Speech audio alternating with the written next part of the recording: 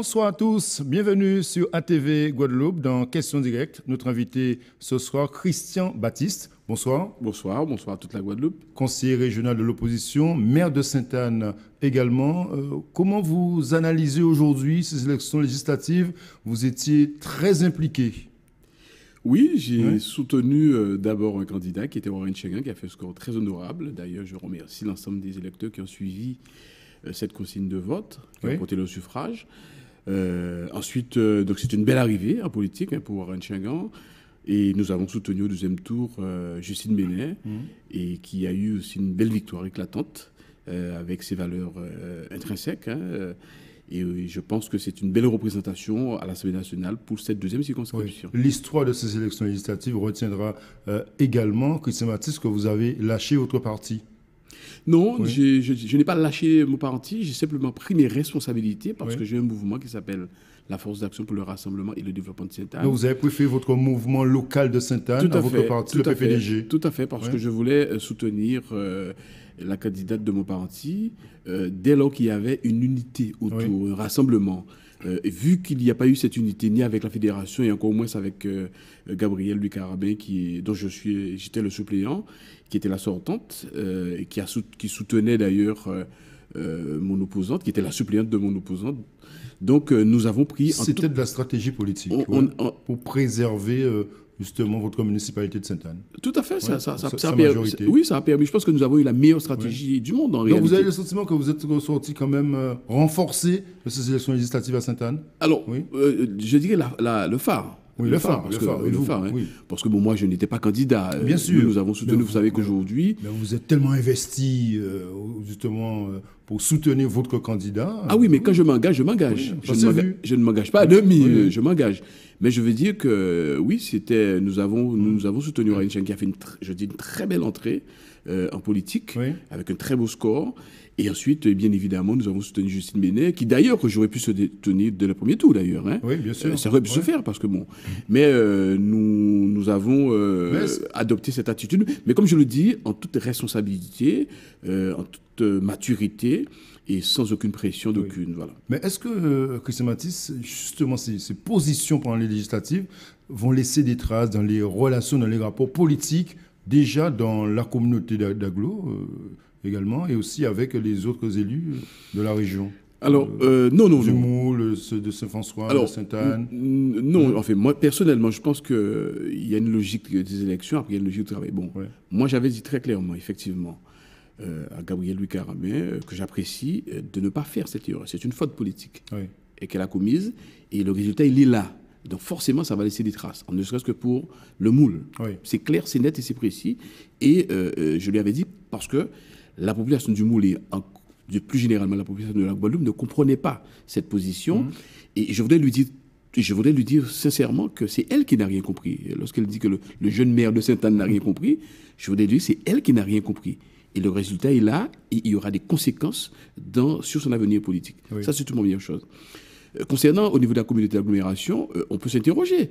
Si effectivement vous voulez faire allusion au président Jean-Pierre Dupont qui a soutenu mon opposante, Diana Pierran, si c'est dans une logique de parti, bon, c'est tout à fait normal. Bon, maintenant, si c'est dans une logique de soutenir mon opposante pour déstabiliser son premier vice-président, ça c'est une autre affaire.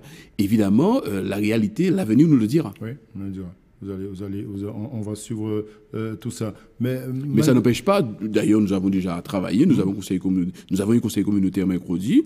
Donc, tout s'est bien passé. Oui, pour moi, il n'y a pas de. Pour moi, les élections sont terminées. Maintenant, on est au travail. C'est terminé. On a donc nos quatre. Mais comme je dis, pour répondre à votre question, lorsqu'il y a des stratégies de politique politicienne derrière, dans le but de déstabiliser un tel ou un tel, de toutes les façons, ça risque toujours de se retourner contre la personne. Pas d'inquiétude vis-à-vis justement de votre adversaire politique à Sainte-Anne, Diana Pierran? Aucune. Et pourquoi j'en aurais eu? Non, je pose la question. Non, aucune. Non, aucune. Mais pourquoi j'en aurais eu? Je vous pose la question. Au premier tour, elle est arrivée, elle vous a devancé à Sainte-Anne, c'est clair. Au second tour, vous avez rétabli un peu la situation. Vous estimez que l'adversaire n'a pas évolué, l'opposition n'a pas évolué? Faisons l'analyse de Sainte-Anne. Aucune inquiétude. Premièrement, parce que je n'étais pas candidat, d'une part. Deuxièmement, je pense que s'il y a une inquiétude, c'est plutôt elle, parce qu'elle était quand même soutenue par la députée sortante, maire du Moule, qui était candidate et qui n'a pas réussi à mobiliser.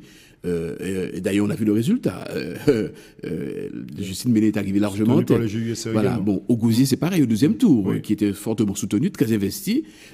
Justine Béné aussi est arrivée. Donc, en résumé, vous dites que votre stratégie a été la bonne. Non, c'est la meilleure. Elle a été bonne. Donc, mais moi, je n'ai pas d'inquiétude à avoir dans la mesure où le résultat que Diana Perrin a eu à cette année, c'était un vote Saint-Anneau cette année. À la limite, on peut comprendre, c'était une enfant de la commune. Beaucoup de gens ont voté en ce sens. Mais ça n'a strictement rien à voir avec notre majorité. Sous le positionnement des députés élus, on a pu constater que vous l'avez soutenu, vous l'avez dit, au second tour. Justine Béné sera donc dans le groupe du MoDem, aux côtés de Max Mathias également. Ça vous paraît cohérent, ce choix? Oui, cohérent pour deux raisons. Oui. La première, c'est que être dans un groupe, c'est dans un groupe qui leur permettra de s'exprimer. Bon, ils se seraient inscrits dans le groupe La République en marche, bon, ils ont été noyés et le temps de parole a été réduit. Donc c'est pour leur permettre d'avoir plus de visibilité et je dis plus d'écho. Ça, c'est une première chose. Deuxièmement, je crois que Justine Béné l'a toujours dit, qu'elle a soutenu le président de la République. D'ailleurs, je crois même qu'elle a demandé une investiture directement à Paris en marche.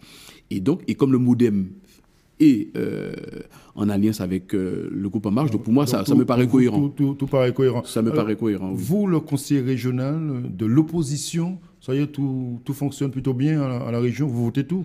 Le compte administratif, mercredi, donc tout va bien. Non, l'opposition, nous avons toujours dit que nous avons laissé une gestion saine à la région. Autrement dit, nous avons laissé un budget qui est sincère et surtout un budget qui n'est pas en déséquilibre. La majorité régionale est sous de bons rails. Donc, vous nous dites mais ce tout soir. à fait. Donc, tout va bien. Et c'est ce que nous avons dit, c'est que si aujourd'hui la majorité régionale, le compte administratif qui a été voté avec 35 millions d'euros d'excédent, mais c'est parce que justement... C'est la politique précédente de Victor Lurel, de votre politique. C'est-à-dire qu'effectivement que l'équipe qui est en place a trouvé une gestion budgétaire qui est saine. D'autant plus que j'ai fait remarquer que le budget a été exécuté à 70% en investissement. Bon, je pense que ça aurait pu être mieux. Bon, en tout état de cause, la réponse qui m'a été faite, c'est de dire, mais justement, cet excédent que nous avons, ça permettra effectivement d'accompagner d'autres collectivités. Donc tout va bien en la région, tout va bien. Donc en clair, nous avons été une opposition qui est constructive. Constructive, cependant, nous attendons de voir comment cet excédent sera utilisé. Parfait. Merci. Évidemment pour nous dans l'intérêt des Guadeloupéens. Merci Christian Mathis. Prochaine étape, ce sont les législatives. Là où il va falloir vous remettre sous le terrain. Les législatives. Pardonnez-moi, les municipales. Mais écoutez, alors nous sommes à mi-mandat, nous allons sortir un bilan de mi-mandat à la rentrée, à la rentrée scolaire, aux alentours de la rentrée scolaire.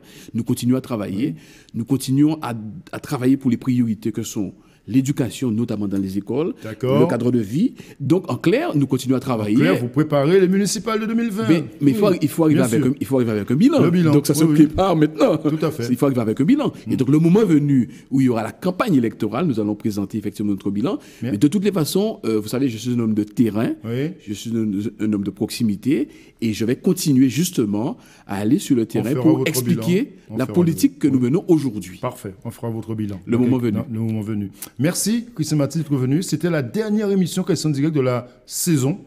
Donc on prend les vacances. Je profite de l'occasion pour souhaiter à tous de bonnes vacances. Surtout, nous avons notre saison juillet à Sainte-Anne qui arrive. D'accord. Avec de grands événements, parfait. Le TGVT, on a l'occasion de revenir. La fête patronale. On vous invitera dans les journaux sur ATV, ne vous inquiétez pas. Vous avez été mes collaborateurs. Merci beaucoup, Christian Mathis. Vous avez été très nombreux à nous suivre tous les soirs. Au nom de toute l'équipe qui m'aide à préparer, à présenter cette émission tous les soirs, je vous remercie de votre fidélité, chaud au cœur.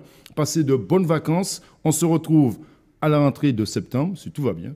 Bonne soirée sur ATV et bonnes vacances. À bientôt.